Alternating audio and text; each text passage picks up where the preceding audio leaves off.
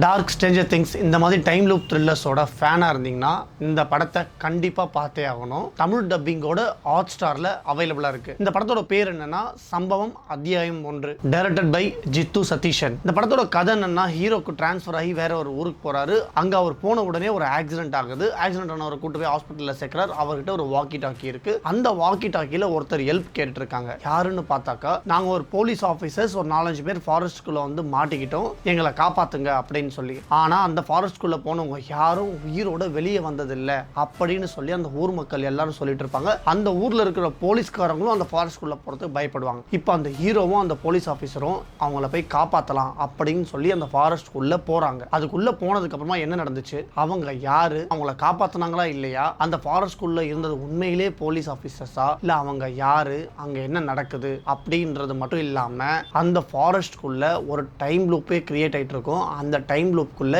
இவங்களும் மாட்டிக்குவாங்க. இதுக்கு முன்னாடியும் அங்க நிறைய பேர் மாட்டிக்கிட்டு இருப்பாங்க. இப்போ அந்த டைம் லூப்ல இருந்து இவங்க எப்படி தப்பிச்சு வராங்க அப்படின்றது தான் இந்த படத்தோட கதை. ஒரே விஷயம், ஒரே சம்பவம் நிறைய தடவை இந்த படத்துல வரும். ஆனா ஒவ்வொரு தடவையும் டிஃப்ரெண்டா வரும். ஒவ்வொரு தடவை அந்த விஷயம் வரப்போ அந்த பசிலை நம்மளே சால்வ் பண்ண ரெடி ஆகும். ஆனா நம்மளால முடியாது. படம் பார்க்கறப்போ ஏதாச்சும் ஒரு சீன்லயோ இல்ல 2 சீன்லயோ நம்ம வந்துட்டு இந்த விஷயம் இப்படி நடந்திருக்கும், இந்த விஷயம் இப்படி நடந்திருக்கும், இது இப்படி நடந்திருக்கலாம், ஓ இது இப்படி நடந்துச்சா அப்படின்னு நமக்குள்ள பேசிக்குவோம். ஆனா இந்த படம் பார்க்கறப்போ படம் முழுசுமே நமக்கு அந்த மாதிரி தான் இருக்கு. படம் ஆரம்பிச்ச ஒரு 15 மினிட்ஸ்ல இருந்து டில் த எண்ட் வரைக்கும் படம் ஓவராலா ஃபாரஸ்ட் குள்ளே நடக்குது. ஸோ அந்த ஃபாரஸ்ட் குள்ள வெறும் ஒரு 10 கேரக்டரை வச்சியே ரிவால்வ் ஆயிருக்கும். அந்த வெறும் 10 கேரக்டர் ஒரே லொகேஷனை வச்சு நமக்கு அவ்வளோ என்கேஜிங்கான ஒரு கதையை கொடுத்துருக்காங்க. அந்த ஃபாரஸ்ட் குள்ள இருக்கிற cinematography, sound effects, rain effects எல்லாமே அவ்வளோ சூப்பரா இருக்கு. டைமிங்கும் ஒரு 30 இயர்ஸ் ஃப்ரண்ட் அண்ட் பேக் போயிட்டு வராங்க. அது எல்லாமே பயங்கரமா மேட்ச் பண்ணியிருக்காங்க. படத்தில் நடிச்ச ஒவ்வொரு ஆக்டர்ஸோட ஆக்டிங்குமே ரொம்ப ராவா ரியலா இருந்துச்சு.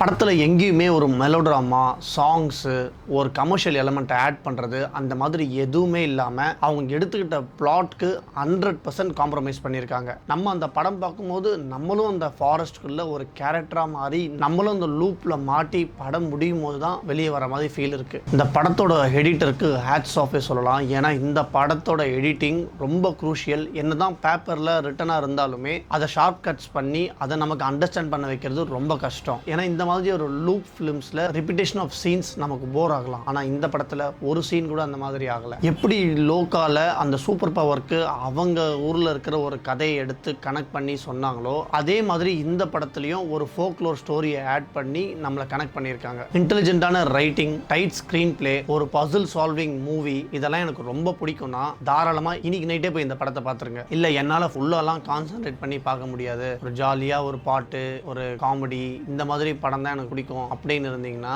தயவு செஞ்சு இந்த படத்தை பார்க்காதீங்க. ஏன்னா உங்களுக்கு ஒரு மயிரும் புரியாது. சம்பவம் அத்தியாயம் 1, த ரியல் சம்பவம். மூவி ரிவ்யூஸ் மட்டும் இல்லாம சினிமா டிஸ்கஷன்ஸ், ஃபிலிம் ரெக்கமெண்டேஷன்ஸ் எல்லாம் சேனல்ல வீடியோஸா வந்துட்டு இருக்கு. அதெல்லாம் மிஸ் பண்ணாம பார்க்கணும்னா subscribe for born for cinema.